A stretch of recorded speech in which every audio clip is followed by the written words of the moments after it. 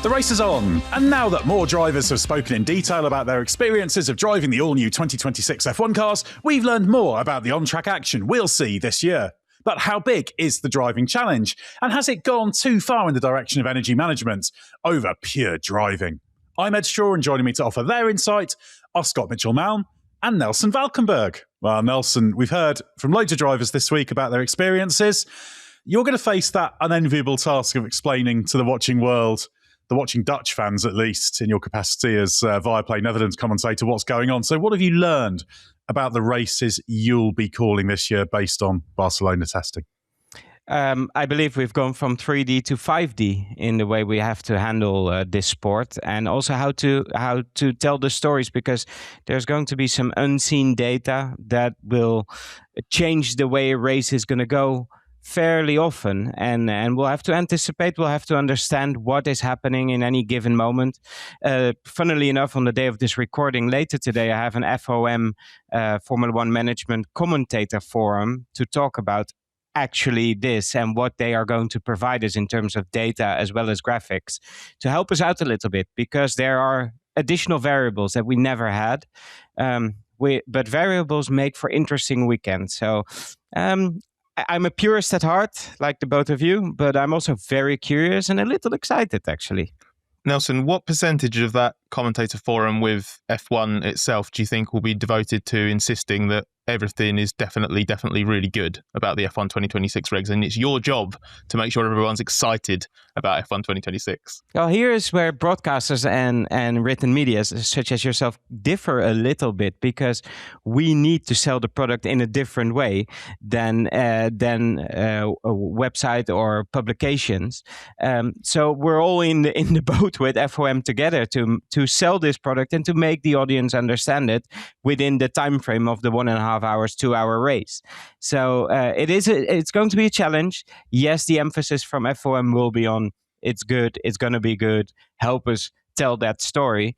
But from what I've seen, from what we've been able to see from Barcelona, what we've heard, the picture is not as bleak, is not as problematic as we thought it was, but it is not ultimately the purest form of racing. It is a new thing, but it has changed with the times, F1, I think.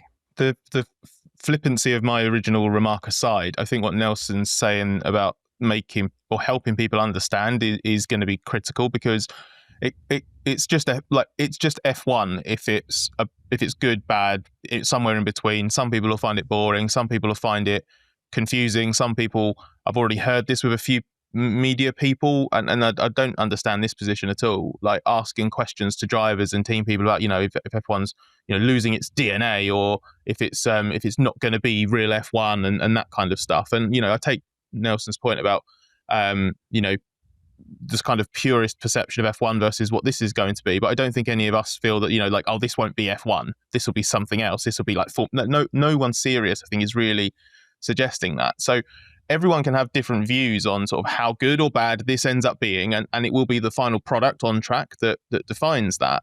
But that point of understanding what's going on, I think, is critical. And I think, actually, to give F1 some credit, we talked about like the terminology changes towards the end of last year and so on and so forth. Now, sometimes F1 does go a bit too far with overcomplicating that.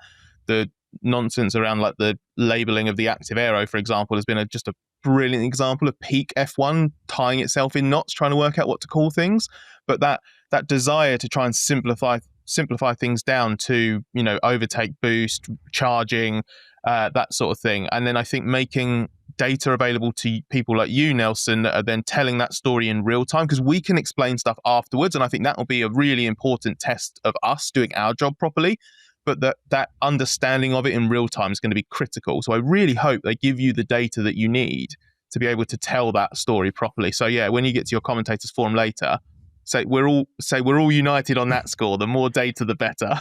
Definitely so. And I think I had a fear that it was going to end up being like Formula E, and it can still be too close to that form of racing.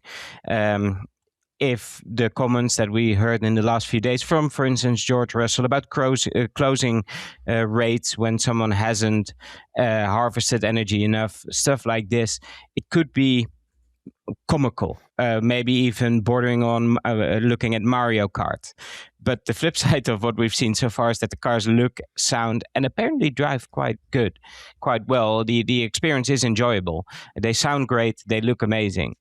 So let's hope it translates into good racing, because ultimately, if we have a good Sunday, nobody's complaining.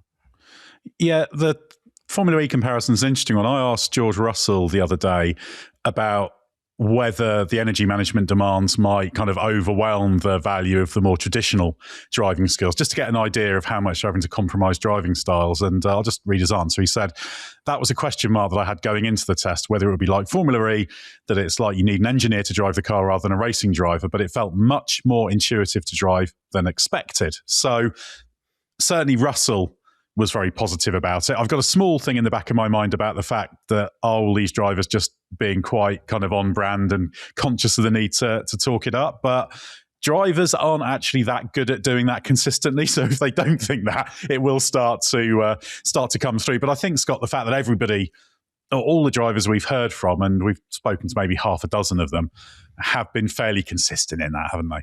Yes, they have. And I mean, correct me if I'm wrong on this, because this is based on a bit of an initial assumption. I think if they're saying this after Barcelona, which has to be one of the harder tracks to charge the battery on, because it's quite, there aren't, I can't think of too many, like, you know, if I compare it to Bahrain, for example, I just feel that there are more opportunities to charge the battery in Bahrain, although maybe you're deploying it in terms of, you know, traction and initial power delivery out of slower corners more, so maybe you'll drain the battery more. It'll be give and take on different circuits, but I just felt that these comments coming from Barcelona feels relatively encouraging, because this is in terms of the real world, it's the lowest level of understanding that the teams and drivers have in terms of optimizing it. So that should only get better. And if it is a track where it's a bit harder to charge the battery, so you're having to do things like we've heard a couple of teams and drivers talk about, which is lift slightly in unusual places for when you're doing effectively a qualifying simulation. Not that anyone would have done a full-on qualifying simulation at the Barcelona test. We're talking about maybe like a second here or something like that. So that's enough, according to a couple of drivers we've spoken to, that's enough that once you get on top of it, that'll become intuitive. And we won't really see that in to the outside world. And I don't think we'll see that at all the circuits. It'll be when you get to places like Spa or maybe Silverstone, Baku, where it's maybe a bit more extreme.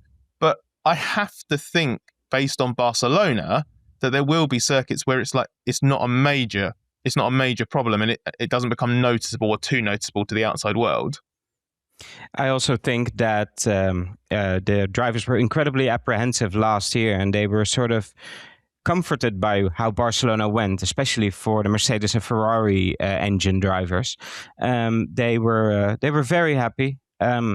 What we're hearing also from, let's say, the Ford Red Bull camp is that they were surprised how far they were in their development. And F1 is F1 in the way that come the third or fourth race, the drivability and the way they harvest power, it's going to be unrecognizable from the Barcelona test. They will learn and they will develop so much and so quickly that this starting point just seems like a positive one to me. Yeah, and what has been interesting is getting a handle on how the drivers are going to change things and how much is automated, if you like. Io Komatsu, the Haas team principal, was interesting when he was talking about the need for the drivers to avoid dipping into the hybrid power when they shouldn't, which is based on throttle demand, because obviously there's a link of throttle demand to power, and so there's a point where the MG UK has to kick in. So Komatsu used the example of, say, the Castle section of Baku as a place where you do not want to be on the electric motor at all. But if the driver's a little bit lead-footed, they will dip into it. You can't kind of just completely cut it out because it's in there. So those are the areas where the drivers can make a difference. And a question I don't really have the answer to yet, maybe Bahrain will help us learn that, is I'd love to know what the window is in terms of, because you're charging and discharging the battery constantly. You're not saving battery for laps and just going around on the V6. You would just be way slow doing that. So you're constantly charging and discharging. You can harvest 8.5 megajoules per lap, 9 if it's a lap where you've got the overtake mode allowed, the manual override as it was initially referred to. And so the difference between a driver doing well and badly on driving technique side, what's that? Is that 0.1 megajoules a lap? Is that 0.3? And how much does that swing from circuit to circuit? These are really fascinating questions that are going to play a big part in deciding who's a good driver under this set of regulations and who's not so good. Yeah, and I think George Russell maybe hit the nail on the head comparing it to the initial turbo days, with drivers being able to deal with turbo lag and spool the turbo up in a very efficient way and almost preempting when they needed it. And it could be the digital version of that. And that's going to be very interesting. And Bahrain will be interesting in another way, because we don't know yet, with higher temperatures and an abrasive track surface like Bahrain, what the intense and insane acceleration of these cars will do to the rear tires, which already have a smaller surface patch anyway. So that's an added layer that will become visible throughout, well, maybe testing, but definitely the early races.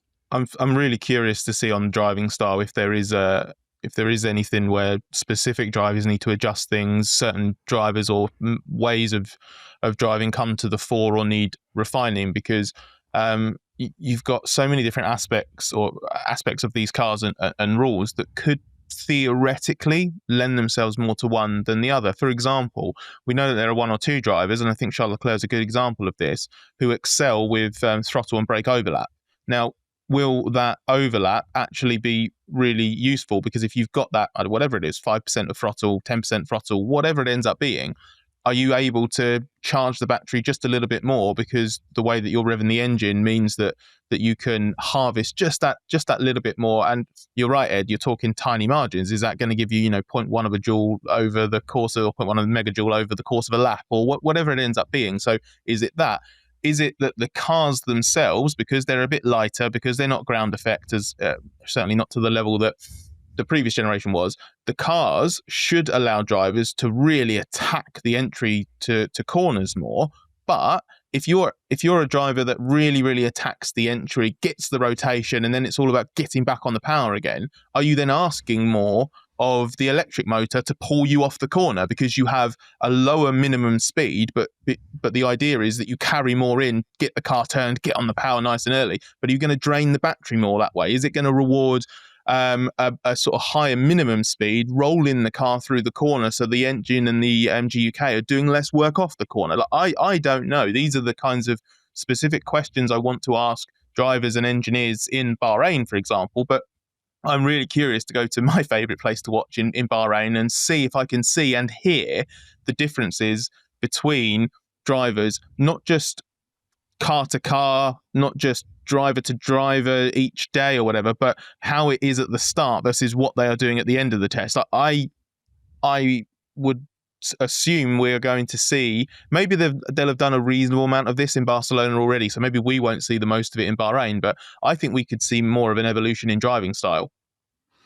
Yeah, there's an interesting question about the turbo lag and dealing with that. Different drivers have said slightly different things about it. Some have said it's very evident, others have said it's less so. But of course, it's a great example of the trade-off, because as you say, you can use the electric motor to kind of make up for the turbo lag, if you like. You can't do what you could do previously with the MGUH, which is basically you could spin up the turbo to whatever you wanted. But obviously, if you can find a way in your technique that has the turbo just through conventional means a little bit faster at a certain point, that mitigates the lag. So this is really interesting, Nelson. And I'd love to know how much time drivers have the opportunity to kind of work on that. Are they being sent out on runs and said, right, experiment with this, try that, do a quick run like that of a few laps, do a run trying that technique, etc., etc.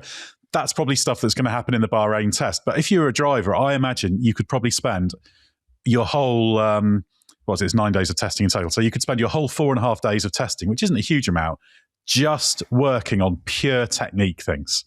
But you're not going to be able to. You can't, but it's probably a work in progress for the first half of the season as well as these cars develop. But it seems like every regulation change we've had, every big change, whether it's the 2022 regulations or blown diffusers, they've asked different things from drivers, and some adapt better to others. Hamilton famously struggled with the last iteration of Formula One cars, and it is going to be interesting to see which driver is the one that's very evidently not getting his head around the challenges and the requirements of these cars. And as for Bahrain, that is my mission, to speak to some performance engineers on not just what they want from the car, but what do they need from the driver. And that will determine, in large part, the first half of the season's pecking order as well. And one thing, just to pick up on the back of that, because it goes back to what we were saying at the start with ourselves, but also people like George Russell having that kind of Formula E question in the back of their mind. One thing that should be said, because it's often used in a derogatory way, that comparison of, chaotic Formula E racing, everyone's trying to save their battery and then it's a free-for-all towards the end. The best drivers and teams win out in Formula E much more often than not. And not to turn this into an episode of the Formula E podcast, but it's not that you just have a complete lottery every single race and a bunch of no-hopers winning Formula E races regularly through the season. The drivers that have ended up getting on top of that challenge, the teams that end up winning regularly, and they end up winning from slightly unlikely positions because they just do a better job. And that is a roundabout way of saying the cream rises to the top, and it's no less true for being a cliche. And I think that is what we will see in Formula One. I don't think it will be... there might be some occasions where there is a little bit of chaos, where it looks a little bit silly, but you show me an F1 season in the last 10 or 20 years that didn't have races that descended into a little bit of chaos and looking a little bit silly through so-called conventional means. So I'm not personally too worried about that. And what we've seen so far has eased any lingering concerns I did have. I might be wrong, but I'm actually fairly optimistic on that front. And I did a lot of Formula E commentating, and what it always was, as you well know, I'm a Formula Ford kid, so it was as far removed as what I see as the most pure form of motorsport, but it was always entertaining. And if they find a medium in that, and we have great Sundays where the best drivers and teams, as you say, Scott, compete at the front, and we feel like the right teams have won, or maybe have taken the right decisions and therefore have won, then I'll be pretty happy. And then it's our job to make that known to our viewership as well. Well, we'll be back with more from the Formula E podcast in a moment. But Scott, let's quickly remind everybody about the 7-day free trial for the Race Members Club. Perhaps we can try and sell Nelson on it. Yeah, Nelson, are you a member? I am Dutch, so that means I'm cheap. There you go. Well, 7-day free trial should be right up your street then. Well, I'll figure it out for the Bahrain testing, so I get maximum out of it. Once this podcast comes out, all you need to do is click on the link in the description to check out your 7-day free trial, Nelson. And I think considering we can absolutely consider you a friend of the race, not just the F1 podcast. We're always chatting in the paddocks. Maybe we can have a little bit of fun doing some behind the scenes stuff, either in testing or at some of the early races. But basically, the vibe is kind of the more fun aspects of this podcast when we are having a little bit of a joke with each other. But it's designed to take people behind the scenes to the places that we get to go, and maybe sometimes have been guilty of kind of taking for granted that we get this access, that we see this thing, that we learn this thing, and it's made us sort of think different ways about how we can show stuff. And we've said a few times when we plugged the Members Club in recent podcasts, testing is kind of the real peak of, testing's at the apex of all the different parts of the Members Club that come together, and it's fun, it's behind the scenes, it's spontaneous, it's a bit chaotic, we don't really know what we're doing. So yeah, I'm super excited to see what we do. I don't know, are you doing both tests, Nelson? No, I'm doing Bahrain 1 as a reporter, and Bahrain 2 I'm doing commentary, but from the Netherlands, from the studio. We split our team because of basically the fact that we're heading into a very long season, so we're trying to mitigate the travel a little bit early on. and then it's all hands to the deck for Melbourne, all hands to the pump rather.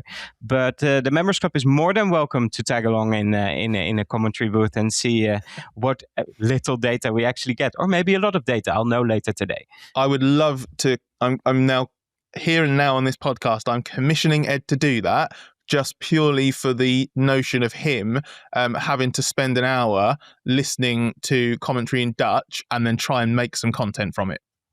There you go, Edd. That's your task for the first half of the season. To be honest, I've heard Nelson's Dutch commentary, and I think it'd be very easy to make a comedy video because certainly to limited English ears, the Dutch language sounds great fun. So that'd be easy. It's just you in the corner of the room going, yeah, good point. Yeah, no, I hadn't noticed that. Yeah. Yeah. The Dutch language is well known as being it rolls easy off the tongue and it's very romantic sounding. So there you go. Excellent. Well, this is the kind of insight you get from the Race Members Club. So we do explore more behind the scenes. There's a lot of the stuff you've come to expect from us as well, just the sort of more in-depth analysis and that kind of thing. But it's a little bit broader. And for example, if we were doing this for the Members Club, we'd have done a good 5 minutes speculating how long a commentators forum would take to happen, given you commentators, Nelson, you like to talk. Dave says the man who hosts a podcast. Oh, here we go. We've just gotten an email yesterday that the audio function for participants has been disabled. So they know their audience. Excellent. Well, there we go. We'll have more on that on the Race Members Club, I'm sure, in the future. And we'll definitely get you involved in Bahrain, Nelson. So hit the link in the episode description, head to Patreon, search for the Race or the Race Members Club to find out more. Scott, one of the eye-catching things that was talked about is the technique and the approach to qualifying. Lifting, coasting qualifying, I suspect quite a few people won't like the sound of, and the importance of your outlaps. You know, we're very used to outlaps being complicated with tyre management and everything in track position. And now there's this whole extra dimension added to it that's going to make things potentially even more stressful and difficult for drivers when it comes to the outlap and starting the lap in exactly the right condition. Yeah, I do wonder what that site's going to be the first time we have Q1. Obviously, 2 extra cars for this year as well, and it's going to be. What's it going to be like when they roll out of the pit lane in Melbourne? Because at the moment we've become used to, over the last few years, the process of to be able to manage your outlap, get the distance you want, not overdo the tyres. Everyone makes their gap in the pit lane. But if you are protecting the use of the MG UK so much on your outlap, is it then the case that like cars are crawling through or out of corners? What happens if someone punches it too early in the outlap? Do they then massively back off at the end of the outlap to try and recover? And then the lap itself. I mentioned earlier, like what we're hearing from a couple of drivers is that this will be a feature, certainly more on some tracks than others. I do think it'll be negligible. And I do think it will be hard to discern from the outside. I think the only time you might see it is if you get a rearward shot, a shot of looking at the rear of the car, and you see the flashing light to show that it's charging. And I suspect, going back to what we were saying earlier about the way that not that F1 wants to.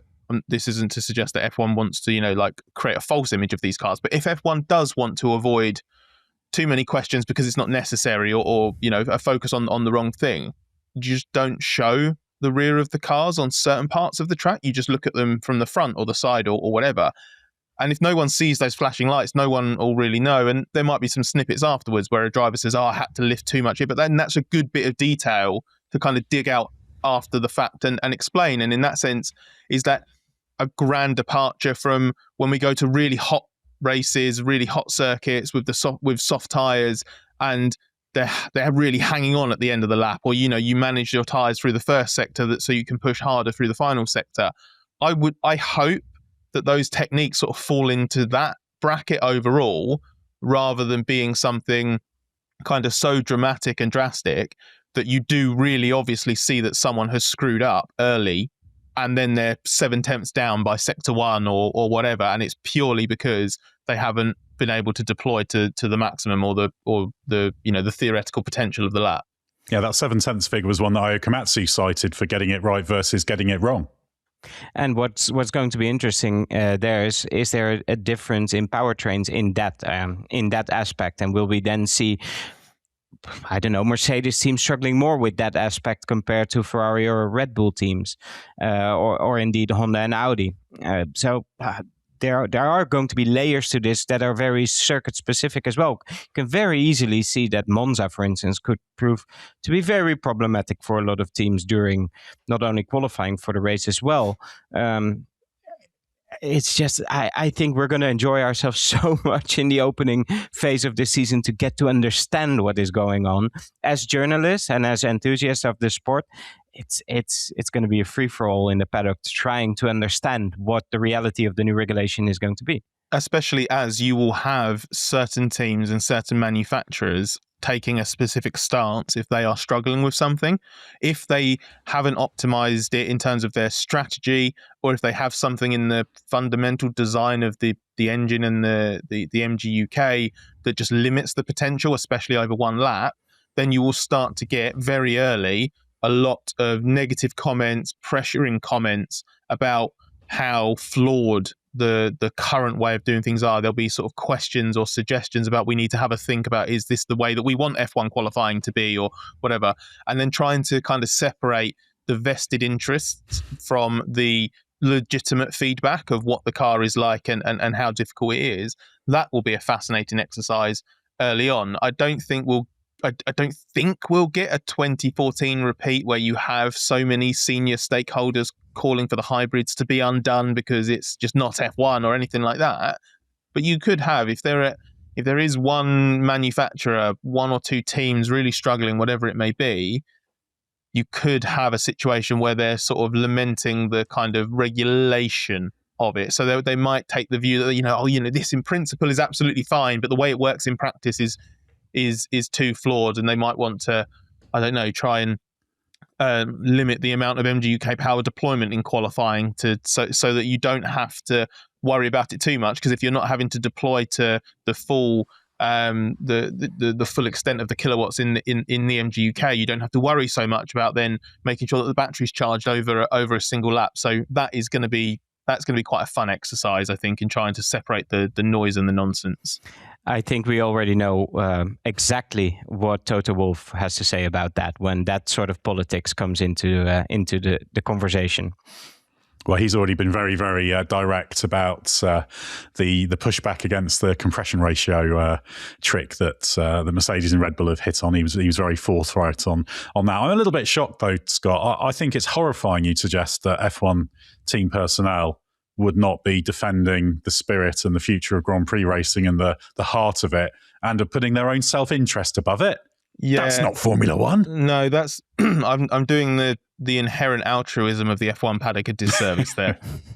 Exactly. But one aspect that was interesting, a few drivers talked about this. Lando Norris talked about it, and they've all referred to, A, the prodigious straight line speed you can get, and B, the variability in it, just in terms of a small difference in technique or energy state, can actually mean that when you get to one corner, I think Lando Norris could say you could be 6, 7, 8 kilometers an hour difference to the last time. So that creates a really interesting challenge as well for the drivers in terms of that kind of dynamic adaptability. And I actually like things that challenge the adaptability of the drivers, because I always think that because they're all, to a greater or lesser extent, over a given lap, pretty bloody quick in Formula One. There's not a huge difference in just that peak, but it's that ability to access peak. It's what Verstappen's brilliant at, because he's just incredibly quick in all conditions, all circumstances, and he will get close to the potential of the car. There are times when the potential of the car is limited and he can't express himself in the same way if it's front limited, but he's still close to the maximum anyway. So I'm really interested in that side of things in terms of how variable it could get, even in what should be steady state running in race stints. The adaptability of the drivers will be tested the most, and I'm really curious to see which generation of driver adapts the easiest. Is it the really young generation that only grew up doing sim racing in every free minute they had, or is it the older generation, someone with the experience of a Fernando Alonso in different forms of motorsport? It is going to be a battle of the generations in adapting to these regulations. One thing that's interesting is we have heard of a number of drivers seeking counsel from their friends in Formula E. Obviously, it's a small world, motor racing. Everyone will have former teammates or former rivals or people they karted against, just friends of theirs who have done that, and I've heard of a few drivers who've spent quite a lot of time downloading drivers from Formula E for that. So that's one thing. But it's interesting, the adaptability, because I think it's true that what might be called the latest simulator generation, because there's almost kind of 3 generations of driver in Formula One. You've got the Alonsos and the Hamilton, who are kind of early days of simulators, and I don't consider them the simulator generation. And you've got the ones in the middle, but then you've got kind of the younger group, which is kind of the next generation of sim drivers who've got these incredible setups in their home. They can do experiments with driving and that kind of thing. And that's one valuable tool. But you can, if you're not one of the most adept in terms of using simulators to work on that, there's other ways you can do it. And that's what I'm fascinated to see, how different drivers approach that learning experience and that adaptation. Well, I think there's going to be different types of learning and and trying to maximize the cars and engines in different ways. So not to hopefully be too repetitive from what I said earlier, but I think there are 2 distinct elements to it. There's going to be the way in which you drive the car and how intuitive you can make that, how intuitive that becomes over the course of testing and the early weekends. So do you refine your driving style slightly, the way that you use the throttle, the brakes, the way you prioritize your speed into the corners, how much you can kind of ingrain it into your brain to just lift just for a second, just before you jump on the brakes? Do you move away ever so slightly from braking as late as absolutely possible, to that just not lift and coast in qualifying, but lift then brake? Like it's different. It's not the same as when you're just trying to manage fuel or recover energy over a race stint, for example. Can you get that into your brain so it's wired into you, and you basically you rewire everything that you've learned over recent years? And in the case of some drivers, they're saying pretty much everything that you've done since karting. But then other drivers have suggested actually some of the ways the car needs to be driven is a little bit like an F2 car, for example. So both can't be true. It can't be either nothing like anything you've done since karting and also be like the car that precedes F1 on the ladder. Like it's going to be different for different drivers because they all do things differently. But separate to that is going to be the sort of broader sort of macro kind of strategizing with it. So do you go into an overall race weekend obsessing over maximizing that potential over a single lap, or do you know that it's going to be really difficult to make this work over a race distance, so therefore you want to do it over a race distance? How you approach a race then on Sunday in certain situations, how do you do it? Because there will be parts of tracks that are now possible overtaking spots, because if you decided to use the overtake or boost in that particular section, the power advantage that you would have is such that you would be able to draw alongside and make a move stick where you wouldn't in normal sort of steady state circumstances. But then you will be vulnerable on the next straight or the next section or whatever. So there'll be a bit of give and take there. If you do drain your battery a little bit to try and make a pass stick and you are indecisive, you do not make that pass stick, you are then potentially going to be a sitting duck. If you're in a train, you won't be able to launch that move immediately afterwards and you might fall back. So they're different versions of the same kind of variables we are very, very used to in F1. So I'm fascinated to see how the drivers adjust from a specific driving element, maximizing it over a single lap, and then taking that sort of broader view of how do I adjust my wider kind of racing strategy, my approach to everything to get the best possible result by the end of the race on Sunday. Yeah, and the reason why a background or even success in sim racing is going to be extremely helpful is because how do you go quickly in a sim racing environment? It's not feel, it's discipline. It is telling your brain, rewiring as Scott says, telling your brain you brake here regardless of what you would normally feel in a car, because it's not that. You're not chasing a feel, but you're chasing millimeters in discipline. And if you manage to do that, if you're good at that, you might very quickly adapt to what you need from these energy harvesting regulations. Say, okay, That's just the reality. This is what we need. I'm going to ignore the feeling and the urge to do what I did last year in terms of cornering, because I know I need to have the discipline, like on a sim racing rig, to go quickly. Is maybe even counterintuitive in some points, but it works. And that's why I think the younger generations and Verstappen will be at an advantage. Scott, given what Nelson has just said about the sim racing and the discipline and not relying on feel, you're quite a handy sim racer. I've sim raced with you. How bad do you think I would be under these rules, given the difficulties I have in my woeful sim racing exploits in the past? The history of you somehow becoming the world's most binary breaker in a sim racing environment would not stand you in good stead. It's amazing. Brake sensitivity and feel was probably when I was doing my low-end amateur racing, the thing I was really... One thing actually I was genuinely really good at. But yeah, it's so strange. And the reason I bring it up is because I think it's a really interesting thing, because it's one thing to identify what you need to do. It's another thing to be able to implement it and internalize it so it becomes intuitive. And what's really interesting is you start to think about which drivers will be best at doing this. And the reason I mentioned earlier there's different ways of doing it is some drivers they do it intuitively and they internalize it almost before they know they've done it. Well, whereas I always think the Leclerc-Sainz thing when they're at Ferrari was a great idea, because Sainz is great at understanding it and working through it, and it takes a bit of time.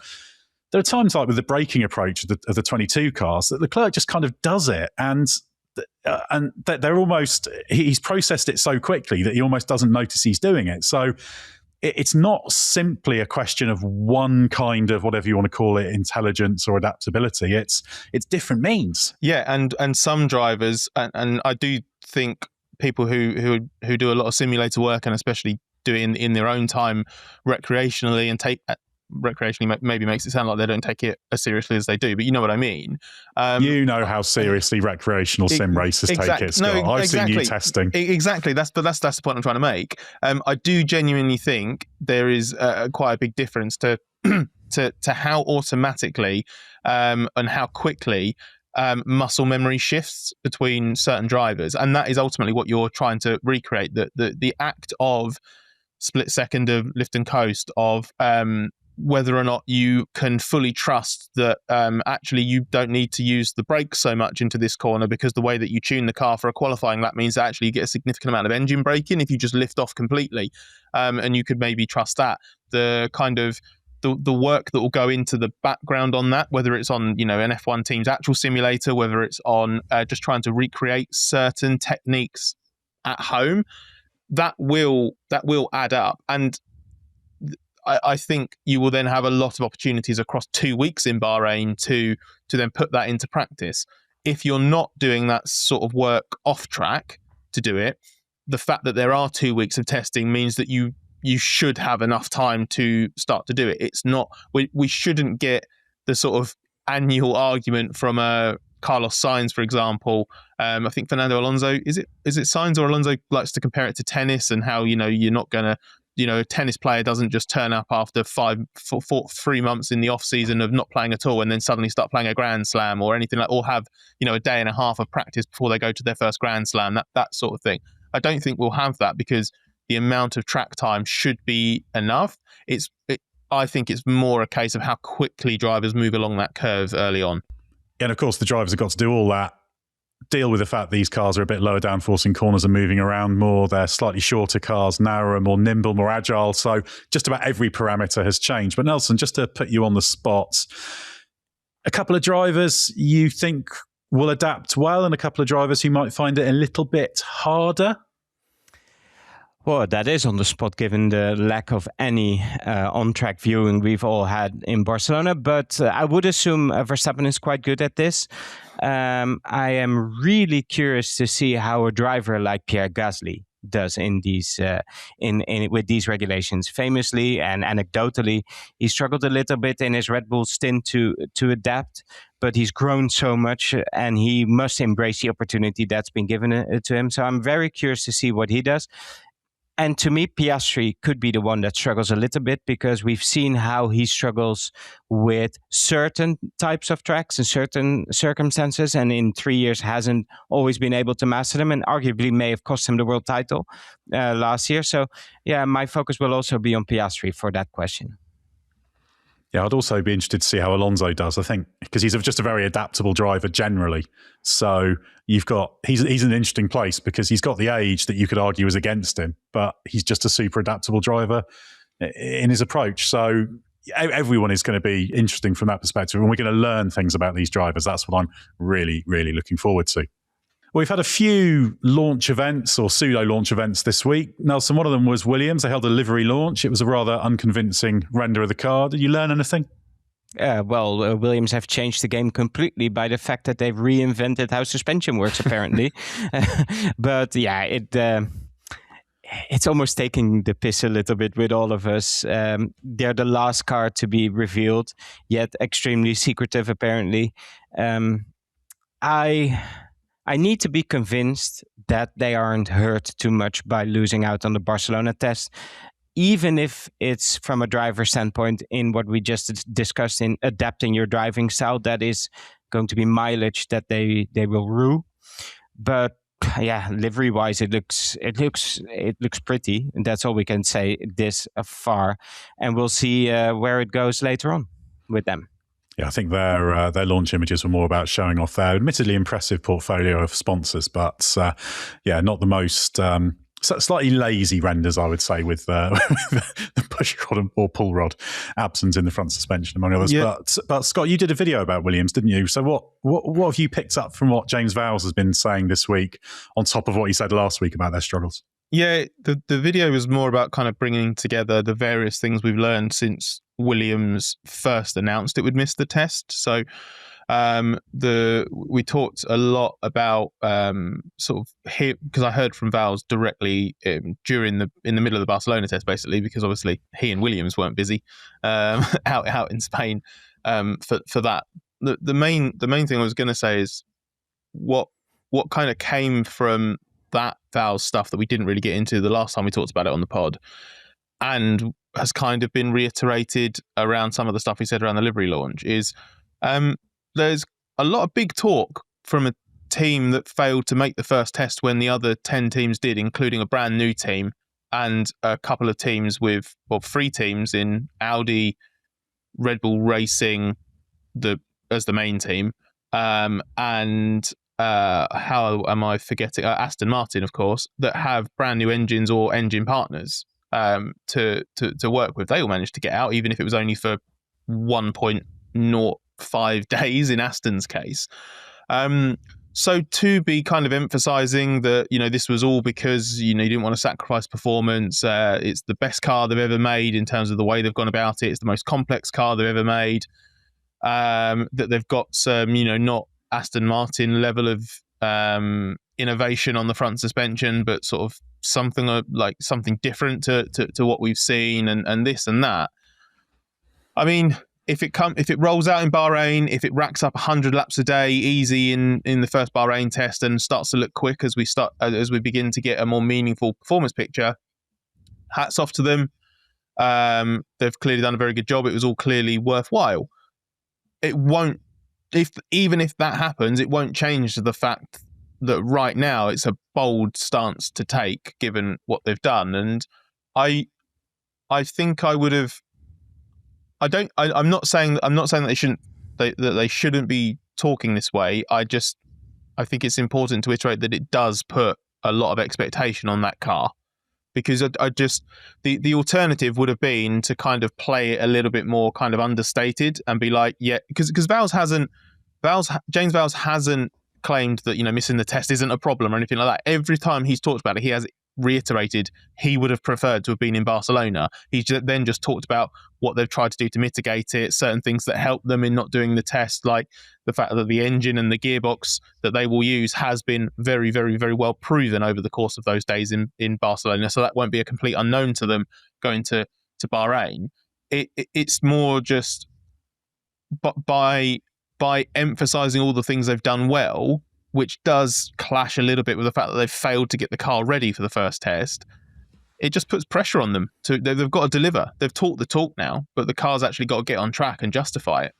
And they've painted themselves in a corner throughout the last 2-3 years by continuously mentioning that the project was about 26. Everything we do, every setback is actually a move forward. Everything was framed as positive towards 26. That's given you a huge task and a huge opportunity to fail as well. Even the lack of spares and a spare chassis a couple of years ago was framed in the 2026 of it all. So for them, this is maybe a make or break season in that, because they're addicted to the narrative of moving forward and onwards and upwards. But you have to, at some point, deliver then the ultimate reward to that. And if it's not this year and you're on the back foot, well, then it's a problematic narrative for them.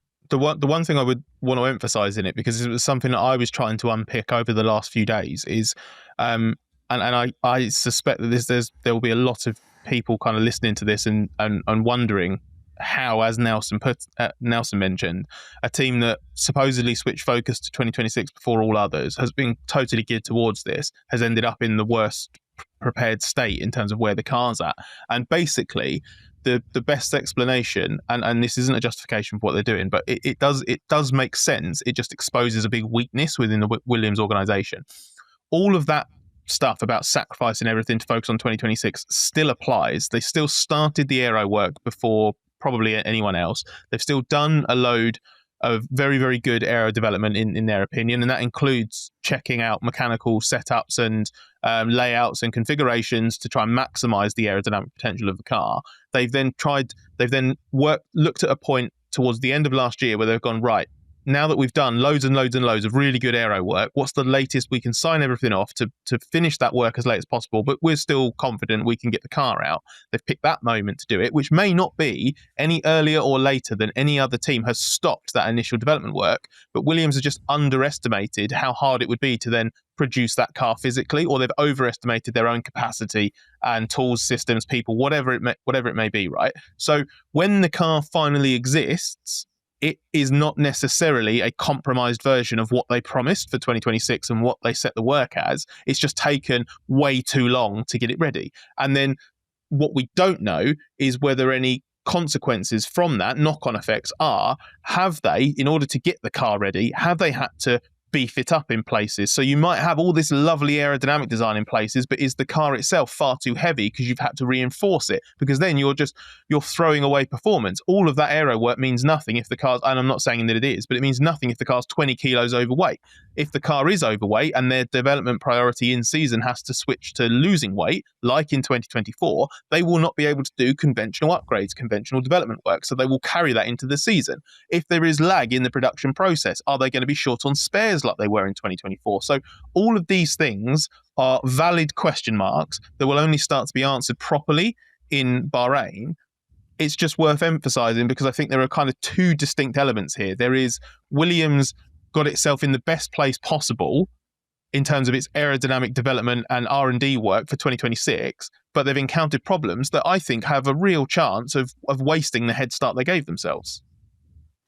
Yeah, and I think there will be some level of knock-on effect. Whatever happens is a question of the magnitude, and the slight vagueness about it makes me a little bit concerned. But at the same time, you'd have thought if they know they're going to be on the back foot, then you might as well get it out there and get ahead of it. So, yeah, they're going to be really interesting to watch in Bahrain. Aston Martin, Scott Adrian Newey admitted that Aston started 4 months late on the car. What do you make of those recent comments from him, which we should add were released on the team's website rather than in the wild, as it were? Yeah, hard to say. Kind of. I mean, there were elements. If the way it's been published on the website is a faithful recreation of the conversation, I always find it a little bit cringe and cloying when there are references to like even you, the best designer in the history of F1, or whatever it was exactly the phrasing that they used. It's that kind of stuff. But what Newey said himself is interesting because if they really were 4 months behind on starting aero work, then there are kind of only, we were talking about this yesterday, weren't we? There are only really three kind of explanations for that. One is that they trusted the existing team so little that they just said, well, let's just wait for Adrian. We'll just put all the eggs in the Newey basket. We won't do any work. We'll waste this massive chunk of time because he's the only person that can do this aero work properly. Two, that's not quite an accurate characterization of what happened, and they did do a lot of aero work in those first 3 or 4 months, but they didn't then translate that into, you know, a model in the wind tunnel, or they threw away a bunch of that aero work because Newey came in and then they changed the way that they did stuff. Or 3, Newey was actually involved in some of that aero work a bit earlier than he should have been or could have been, because he didn't start until a certain time. I'd be surprised if it's the third one, because Aston Martin have obviously been very, very upfront with the, you know, in terms of, or very insistent, you know, they've honoured the start date for Newey and so on and so forth. I don't think it would be that, but if you were being cynical, that would be one of the interpretations. So it's kind of hard to read which of those answers is the most likely scenario. I can't believe they didn't do any tunnel work until April. I mean, that's just such a wasted opportunity, isn't it? Well, the problem is also that they switched wind tunnels in between, and maybe there's a lack of trust of their tools beforehand. But maybe what's the most easy way of describing it is that in Newey's mind, they started late because the ideal situation didn't establish itself until April, and we know he's about optimization, about any engineers about the ideal situation. So I think it's maybe sort of a Freudian way of looking at it, that Aston Martin proper, with him at the helm of the engineering side and now the whole team, but and with the new wind tunnel, only came to being 4 months late to what he would ideally have seen it. So it's maybe a comment that on reflection may not be completely the truth. I wonder if the way in which they then went about the final part of the kind of development phase and then signing off to build the car has recovered any of that 4 months or a chunk of that 4 months, because we know that, you know, Newey's famous for pushing things super late and everything coming through as late as possible. We know that it was a super intense period getting the car together. That's why it didn't run until when it did, you know, really late on the penultimate day of the test. But you get the impression that Newey wasn't massively bothered about that. You know, that as long as they can get the car on track and prove that certain systems work, then that's great. That, you know, they treated it the most like a shakedown of any team. And then it's all about making sure that then you go to Bahrain and you get the real meaningful running done there, because then, I don't know, have they brought back a week of development time? Have they brought back 3 weeks of development time? We don't know. And unless we got a definitive list of the sign-off dates for every single team's testing car, you don't know, do you, how far they've pushed development versus others? But I think one ties into the other, right? I don't think, even by Newey's standards, I would be surprised if the final sign-off and development work for the initial spec AMR 26 would be quite as late as it was if they hadn't started properly meaningful work with Newey on in April. One tangential positive is I'm hoping that the fact that Newey has said this, albeit in something that's been officially put out by the team, suggests this is a team that under Newey is a bit more willing to tell its technical story, because Aston Martin's probably been the worst team on the grid for that in recent years. And I'm never confident in a team that's not comfortable enough to be a bit more direct and sort of just try and wash over what it's up to. I know their technical story hasn't always been positive, but I always think that's a really good measure of a culture and a mindset of a team. So I'd hope that is something that's going to continue. Nelson, let's quickly talk about Jack Doohan. He's joined Haas as reserve driver after leaving Alpine. Is that just a classic case of any port in a storm, just trying to keep a foothold in F1?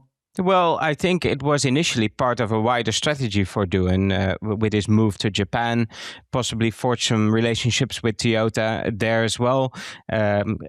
See if you can build a career in Japan that leads also to the 24 Hours of Le Mans, stuff like that. But that's gone awry a little bit for Doohan. We saw him in Abu Dhabi already at the Haas hospitality a lot. So I think that's a deal that's been in the works for a long time.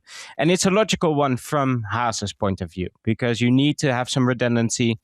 You need to have someone who can step in should, for any reason, Behrman be called upon to do a couple of races in a Ferrari factory red car, but he can't do FP1 testing, so that's a different situation for them.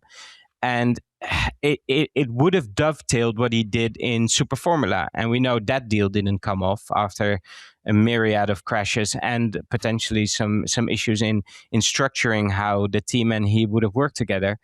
So it would have not been any port in the storm, but now it feels like it's sort of isolated to his wider strategy because the companion part to it in Japan isn't there anymore. Scott, you've been following Doohan quite closely over the past sort of year or so. All sorts of things going on behind the scenes there. What do you know about the reasons for that Kondo Racing deal in Super Formula falling over? Because it was talked about as a thing that would definitely happen, but then suddenly they confirmed Moikyo Sasahara, and it became clear that Doohan wasn't there. So what do you know about that? Yeah, the expectation for a long time was that it was a formality. It was the only seat that was still going. So it was the only logical one, Toyota engine, so it fit really nicely with joining that Toyota-backed Haas program as well, as Nelson said. I'm sure the crash didn't help, and it probably didn't help Doohan's case in terms of what does he need from the team to make something work, because do you tear apart your structure or bring in different people as a team? Do you invest in certain things for a driver who's just crashed 3 times? I don't know. It's not the crashes might have had not an excuse or as such, but mitigation. If there's suggestions of setup, for example, and you looked at the nature of the crashes that he had around the Degner complex, it looked very much like a car that was very sensitive to bumps, combined with a driver that was clearly a bit nervous and not fully confident as well. And I think that's a terrible combination, especially for a corner situation like that, where you basically have to trust the car and chuck it in. And if you're a little bit hesitant and the car's a little bit skittish, you're asking for trouble. But despite that, I think there was still potential for the deal to be done. I believe that there was always an anticipation that there would be some money going there from the Doohan side. If he was really going there with Toyota's blessing, then Toyota would have picked up, I would imagine, a lot of the budget. So I don't think it came down to money.